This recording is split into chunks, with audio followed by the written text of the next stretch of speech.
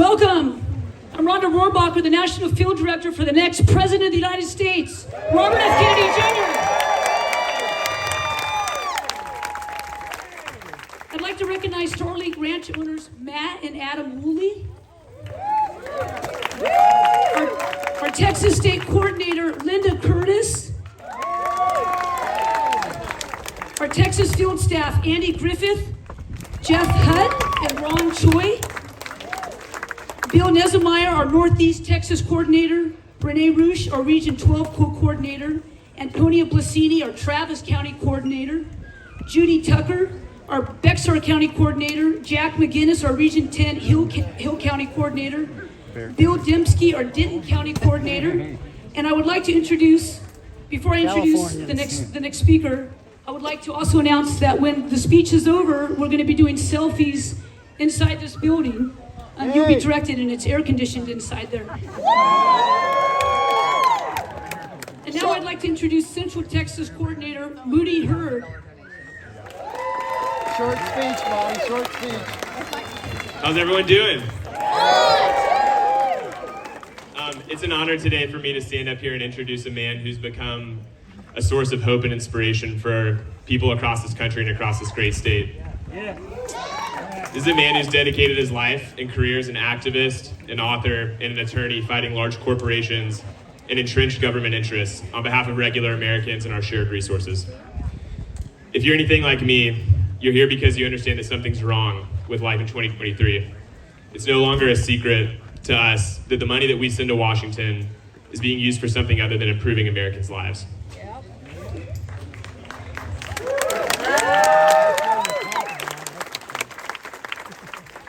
One of our campaign leaders here in Texas, who Rhonda mentioned, was a young woman in the 1960s when Mr. Kennedy's father and uncle were working alongside other national and international civil rights leaders. And she said something to me recently, which was that we were on the verge of putting the government back in the hands of people, and then our leaders were taken away from us. For over 6 decades, the Kennedy name has been synonymous with civil rights leadership and guardianship of the American dream. For the first time in my life, I believe we have the opportunity to restore these traditions to our highest office. Now I have a question for y'all. Who wants to see a Kennedy back in the White House? Introducing Mr. Robert F. Kennedy Jr.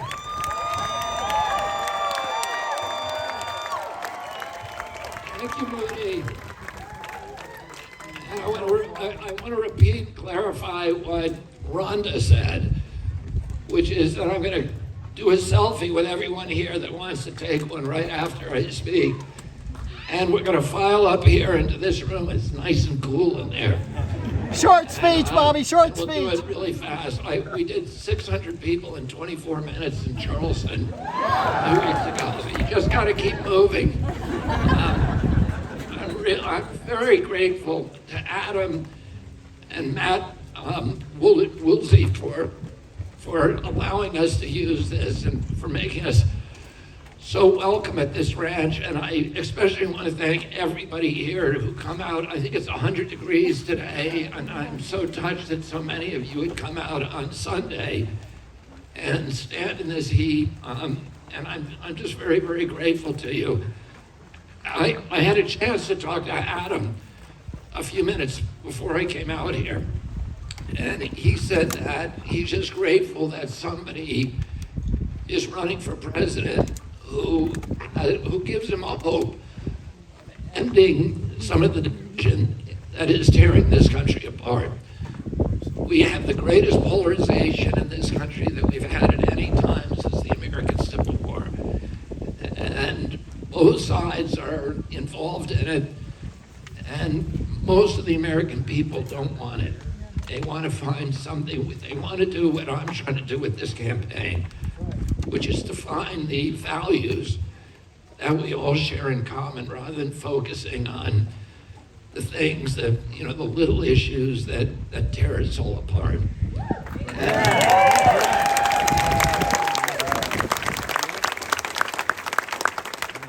And a lot of those culture war issues are like some of Jack Keys, issues like, even the issues that are important to all of us, but are used to divide us, like guns or abortion or trans issues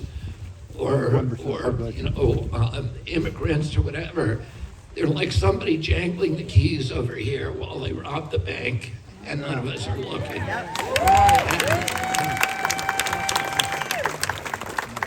So if the king and queen look over the wall of their castle and all of their subjects are fighting each other, they go back to the party and they pop champagne. Because as long as they're all fighting each other, nobody is coming over the castle wall. And, I want to lead a movement to go over the castle wall and take it.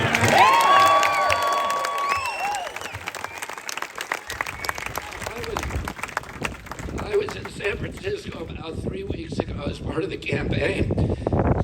And in 2018, I spent most of the year in San Francisco trying the 3 Monsanto cases. We tried them one after the other, and then we started out with about 2,000 cases. And the way that multi-district litigation works is you just keep trying them until the company comes to the table and settles all of them. And we tried 1, 2, 3 in San Francisco. So I was living there most of the year. And every morning before court, I would go down to Union Square to exercise. And there's a gym down there, and I would see all that. Union Square in San Francisco is like Fifth Avenue in New York. It has all the shops. It's the place where tourists come from Asia, from all over the world to visit San Francisco. It has all the big iconic American stores like Nordstrom's, Macy's, Gimbel's, Gap, Old Navy, Levi. And then it has the big foreign brand stores like De La Valle, Prada, Gucci, Burberry, Ferragamo, and all the others. And I went back there 3 weeks ago, and it was a wasteland. Every one of those stores is now shut, and it's just acre after acre of plywood. It's like all of the shops in New York City and Fifth Avenue shut down overnight. It'll look like, I visited a lot of communist countries, like Cuba and Poland, etc. And it's like a city without stores. That's what you see in communist countries. There's no retail in communist countries. There's cities with no stores, and that's what San Francisco looks like today. And and it's happening because there's the homeless on the street have created this extraordinary level of chaos. So after I saw this very, very dramatic experience, I started researching about why is there so many homeless. There's 525,000 homeless in this country, but half of the unsheltered homeless are in San Francisco. In California, California only has 12.5% of our population, so why does it have half the homeless?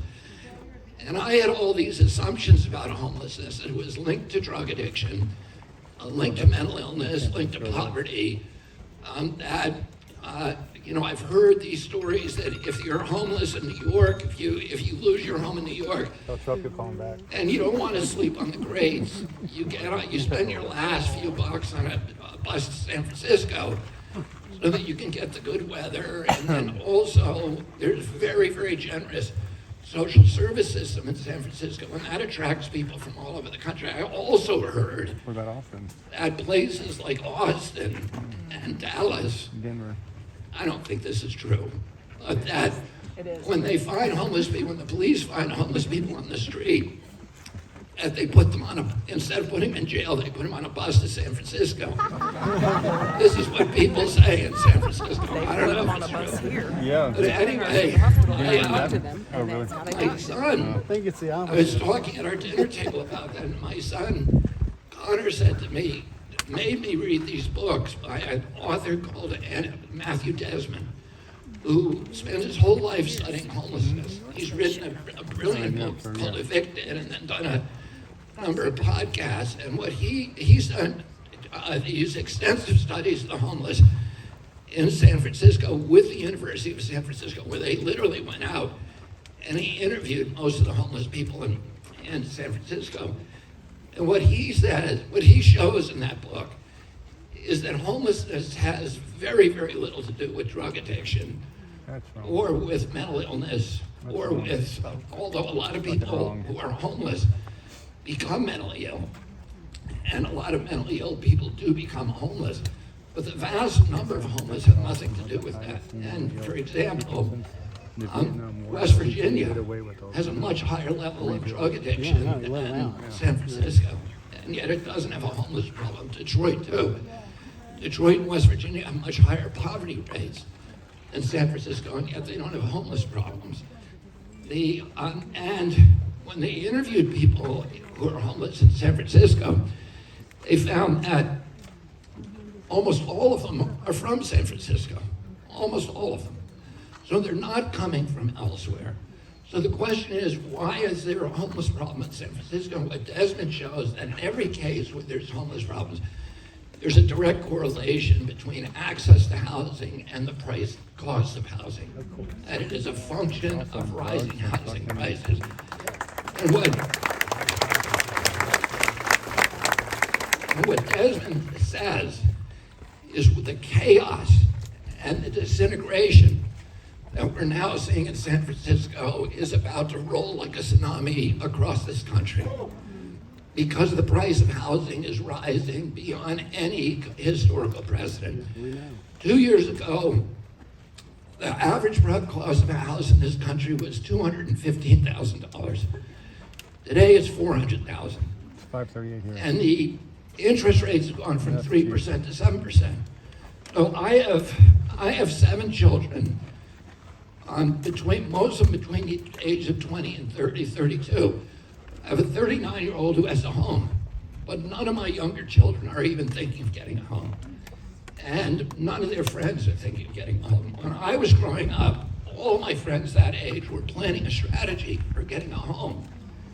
And you know, the American dream that people my age grew up with is that if you work hard and you play by the rules, then you'll be able to finance a home. You'll be able to take a summer vacation. You'll be able to raise a family and put something aside for your retirement on one job. I don't know any kid my sons and daughters' age who believe that promise applies to them. They are busy. Their big worry is paying off their student loans. They have no conception that they'll buy, and we all know people that age who should have moved out a long time ago, but are still living with their parents. And we also have all heard stories of somebody, a friend, or maybe it happened to you directly, who was about to put money down on a home or go into escrow or sign a contract, and at the last minute, somebody comes in with a cash offer and snatches that home off the market. And when you try to figure out who is that, it's an LLC with an ambiguous name. And this gentleman is right. When you trace the breadcrumbs to find out who actually owns that LLC, it's one of 3 companies: BlackRock, State Street, and Vanguard.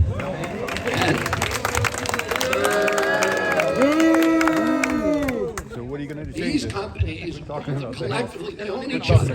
So it's really one large company. They also own 88% of the S&P 500. So they own the entire business infrastructure today, the corporate business infrastructure of America.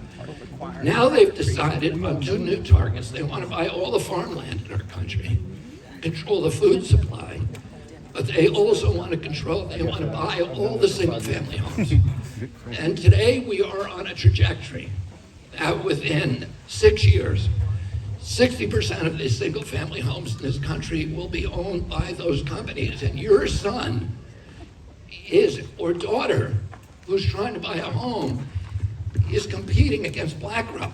BlackRock has a bank pay. The cost of money to BlackRock is 30% less than the cost of money to the richest person you know.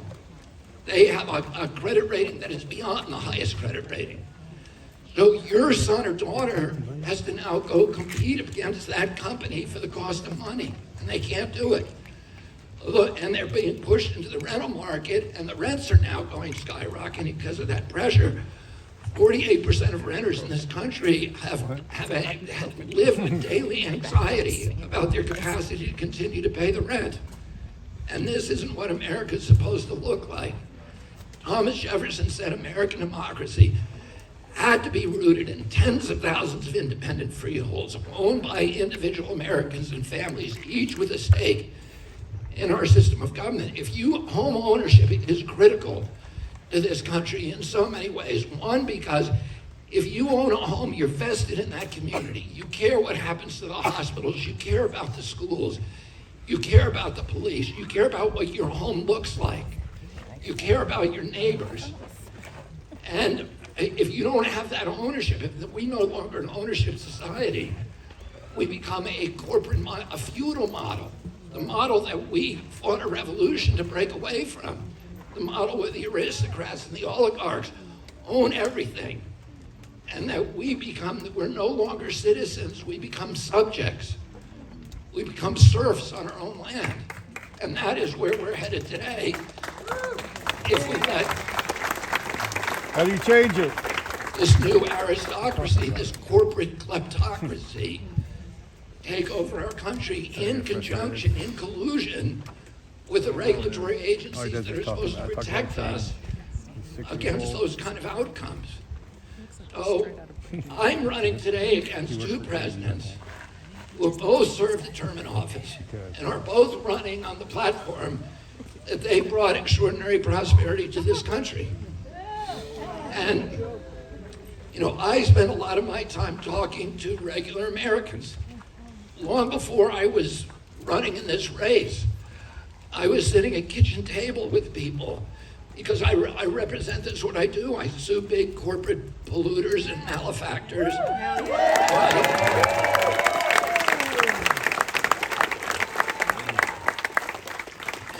On behalf of regular people who've been injured by their recklessness and their illegal behavior.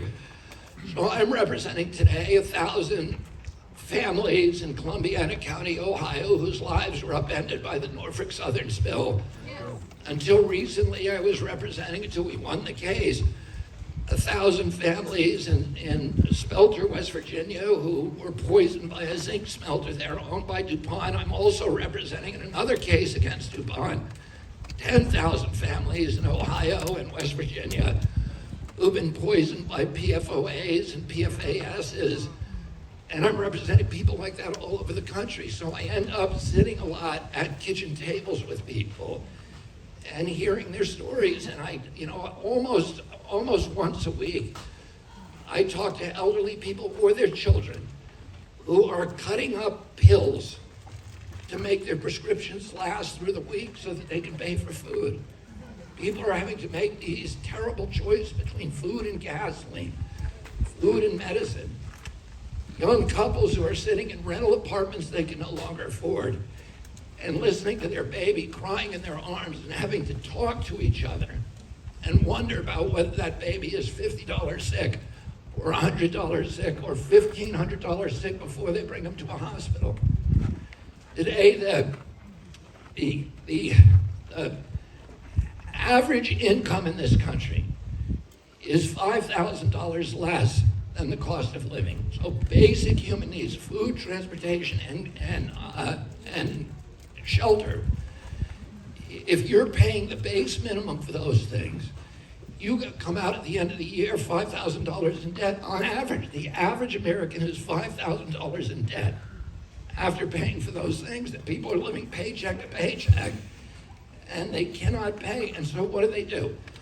They put that $5,000 debt every year on a credit card.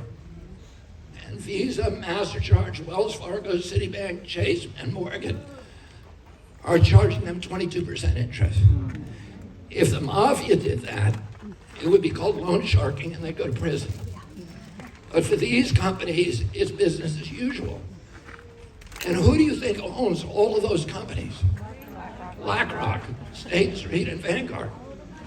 So they're doing it right in front of us. They're strip mining the wealth and equity from the middle class in this country and privatizing it, and then charging us well for everything. And the CEO of BlackRock has $10 trillion under management. The GDP of California is $3 trillion. So BlackRock is more than 3 times the size of California, and California is the 5th largest economy on earth. So these companies are bigger than any nations, except for maybe 1 or 2. And the power that they wield is the power of deities, of gods. And during the pandemic, we saw what they did. They came in and they shut down 3.3 million businesses in our country. They shut down their competition, small business. They declared war on it. And they taught us for 2.5 years. They taught us all, they trained us. It was a training session on how to use Amazon. And it's wonderful, it's magical. You just push a button on your phone and whatever you want is delivered within 24 hours. And we all walked into that trap. We closed down the local retailer. The guy who actually pays taxes in this community, supports this community, the schools, the firefighters, the police, all the things we care about. He's the guy who employs your son or your daughter during summer vacation. He's the guy who has the plaque from the Boy Scouts on his wall because he supports them, thanking him for his support. He's the guy who pays for your son or daughter's Little League jerseys, their hockey uniforms, and we shut them down. And Amazon, which played this key role in it, was censoring books like mine that criticized the pandemic response, the lockdowns. Amazon, while it was doing that, was pocketing billions of dollars and shutting down all its competition. And how much money do you think Amazon pays in this community in taxes every year? Zero. But at least they pay federal taxes, right? Zero. Last year, Amazon paid zero. So that they're just, like I said, they're doing it right in front of us. They're strip mining the wealth from our country, and they're destroying the middle class in the process. And all of the things that we value, our democracy, our rootedness in these communities, our bondedness to each other. They're atomizing and fragmenting us and deliberately orchestrating the polarization to keep our eyes off what they're actually doing to us. And, I saw President Biden the other day in Hawaii when he came back from Vietnam, and he did a 9/11 ceremony in Hawaii. And he said, he repeated something George Bush had said 20 years ago. He said, they did it. The terrorists blew up the World Trade Center because they hate us for our freedoms. And that's propaganda. That's not true. And I was on Finally, we're getting going on something here. Takes an hour, we're moving. I went on a national TV show with Neil Cavuto a couple days later. And I said, that's not true. I said, Osama bin Laden was really clear about why he bombed the World Trade Center. He said he bombed it because we put troops in Mecca. He didn't hate us. He said he was our ally during the Afghan war against the Russia. He liked our country until we put troops, 2 bases, right outside of Mecca, which is they're a sacred city. And he said that the Quran required him to make war on any infidel who invades Mecca. So, and that's why he did. He was very clear about that. And, we have 800 bases around the world. Each one of them is a platform for a new war, which has become the function of our intelligence agencies and our military-industrial complex to keep us in this constant state of war. So, when I was a boy, I went in 1964, I was 11 years old. And I went to Poland, which was a communist country, with my father, my mother, and 3 of my siblings. and we left 9 of them at home. And we went to Poland. We weren't invited.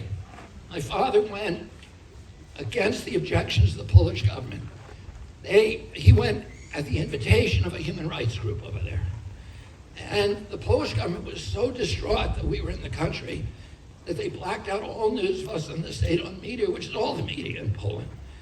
And in fact, before we went to Poland, my mother took us shopping. This was a period, the center of a period in American history that economists call the Great Prosperity and social scientists. It was a 50-year period after World War II when when the American middle class became the greatest economic generator in the history of mankind. When my uncle was president, we owned half the wealth on the face of the earth. We were the biggest exporter of goods on earth. In some years, we exported more goods than all other nations combined. This lasted until 1971. And everybody wanted our goods. When I traveled abroad with my dad and mom, people would come up to me and offer me money, huge amounts of money for my blue jeans. They wanted transistor radios that we made in our country. They wanted RCA Victrola record players. They wanted American cars with the gold standard car on earth. Everybody wanted them, but what they wanted more was our leadership and our moral authority. People wanted that all over the world. They knew the difference between leadership and bullying, and they trusted America to give them leadership by example. And when we went, right before we went to Poland, my mother took us to shopping in Washington, D.C., the older kids, to buy gifts for the children in an orphanage in Warsaw. And we were very excited about bringing, blue jeans and clothes and toys to these kids. But the Polish government was so worried that when we showed up at that orphanage, they had removed all the children because they didn't want us to have any contact. The Polish people have contact with Americans. And then 2 days later, we went to Krakow, to the Cathedral of the Black Madonna, to see the cardinal there, who was a living saint. He had stood up to the communists, he endured torture, and jail, and he had endured it with such piety and dignity that he inspired this extraordinary resurgence of religious faith, religious fervor, and the Catholic faith throughout Poland. And everybody knew that when he died, he was going to be beatified by the church and become a saint. So for us little Catholic kids, it was the greatest thrill of our lives that we were actually going to meet a real saint. And we went to that cathedral, and we went up into the cathedral. Krakow Square was dead empty. One of the biggest squares in Europe, looked like a mile long. And we went in, we had our meeting, our audience with the cardinal, and 4 hours later we came out, and there were 1 million people waiting for us. And the word of our president spread by word of mouth. The entire city of Krakow had emptied out to come see us. And the embassy car was caught in this sea of humanity and couldn't move, and we stayed there for hours. My father hauled us up on the roof of the car, of the limo, and he gave a speech, and then they started singing to us. They sang "Sto lat," which means "May you live forever," again and again. And then they began singing the Polish national anthem, which was a criminal offense at that time. And they sang it again and again and again for hours. And I watched this extraordinary, electrified crowd with tears coming down people's faces, trying to get close to our car, trying to touch something American. And they did not hate us for our freedoms. They loved us for our freedoms. And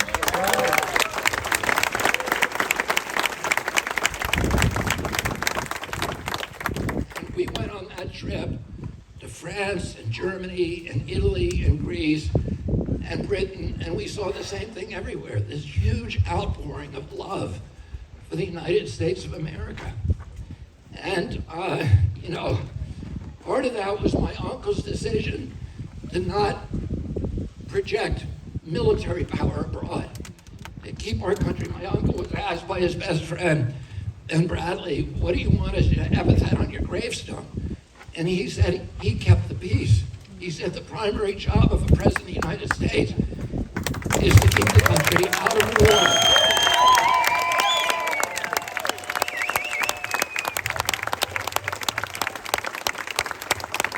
He said he didn't want children in Africa and Latin America and Asia, when they heard the word United States of America, to think of a man with a gun. He wanted them to think of a Peace Corps volunteer. He wanted them to think of the Kennedy Milk Program, which provided nutrition to millions of malnourished kids around the world. He wanted to think of the Alliance for Progress, USAID, which my uncle created to end run the oligarchs and the military governments and directly aid the poor and help build middle classes in all these countries. And my uncle succeeded despite enormous pressure during his years in the White House to keep Americans out of war. He never sent a single combat soldier abroad. He stayed out of Laos in 61. He kept us out of Cuba in 61 and 62, Berlin in 62, and Vietnam, where they wanted 250,000, even his closest friends. If Isaac's most trusted Max Taylor, Abraham, and Bob McNamara all said, you got to put 250,000 troops in Vietnam or the government's going to collapse. And he said, it's their government. It's not our fight. We don't want them to collapse, but it's not our job.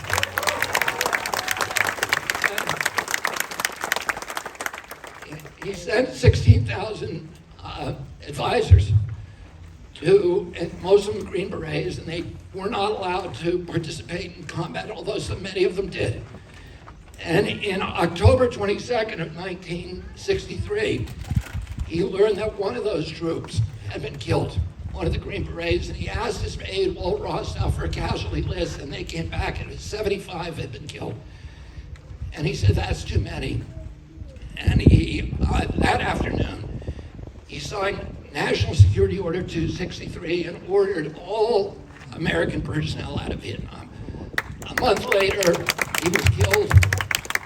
A week after that, President Johnson remanded that order and then sent 250,000 troops. My father ran against that war in 68, was killed. Martin Luther King died as a peace activist, died 2 months before him. And then Nixon came in, put 560,000 troops there, killed 1 million Vietnamese. 56,000 of our troops never came home, including my cousin George Skakel, who died at the Tet Offensive. So, and we started down a pathway there towards the pathway that Eisenhower had warned us against, of the emergence of a military-industrial complex that would turn America into an imperium abroad and a national security state, a surveillance state, a garrison state at home. And that's where we are today. And we've committed in March $113 billion to Ukraine. Now that same month, we cut 30 million Americans from food stamps. We cut 15 million from Medicare. We gave another 300 billion, twice what we're sending to Ukraine, to bail out the Silicon Valley Bank. So we have a lot of money when the bankers need it. And we have a lot of money when the military-industrial complex needs it. But when when working people in this country need it, we don't have that. And my, just for a frame of